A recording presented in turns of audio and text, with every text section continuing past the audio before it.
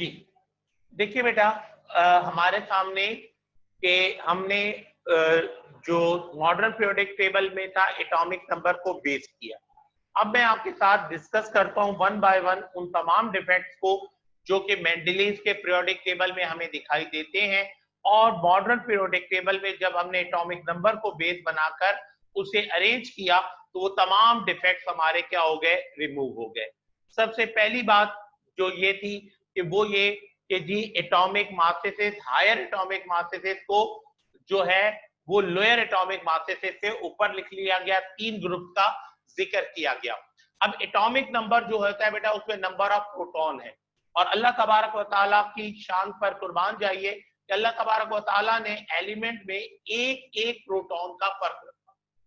तो अब जैसे हाइड्रोजन के पास एक प्रोटॉन है, तो उसके बाद हीलियम के पास दो प्रोटॉन है, लिथियम के पास तीन प्रोटॉन है, बोरॉन के पास चार है, बेरियम के पास पांच है, ठीक है, नाइट्रोजन कार्बन के पास छह है, नाइट्रोजन के पास सात है, इसी तरह सो ऑन, ऑक्सीजन के पास आठ है, so on and so for.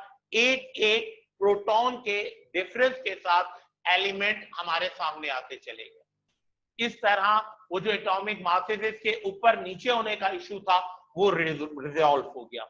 दूसरी बात, आइसोटोप्स के लिए प्लेस की जरूरत ही नहीं बची, क्योंकि एटॉमिक नंबर जो है वो फंडामेंटल आइडेंटिटी है।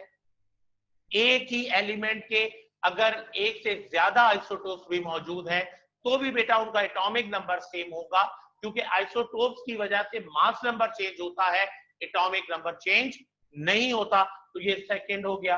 तीसरी बात, dissimilar elements place in same group, वो मसला इस तरह हल किया गया कि बॉहर, बरी और वार्नर ने एक ग्रुप को मजीद दो सब ग्रुप्स में डिवाइड कर दिया।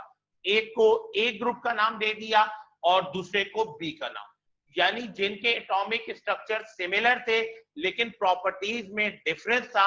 जैसा कि हमने अल्कली मेटल और कोइनेज मेटल की बात की थी लास्ट लेक्चर में, उसका उन्होंने हल ये निकाला कि उन्होंने हर ग्रुप को कैटेगराइज कर दिया दो सब ग्रुप में।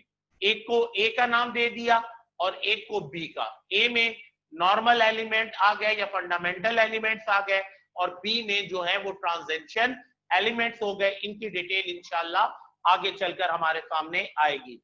इसी तरह similar element place in different group, वो मसला भी हल हो गया, क्योंकि एटॉमिक नंबर के लिहाज से जब अरेंज किया तो सिमिलर प्रॉपर्टीज वाले एलिमेंट ऑटोमेटिकली एक ही जगह पर अरेंज होते चले गए। तो ये इशू भी रिजॉल्व हो गया। फाइनली बेटा हमने आखिरी एतराज जो था या डिफेक्ट था वो ये था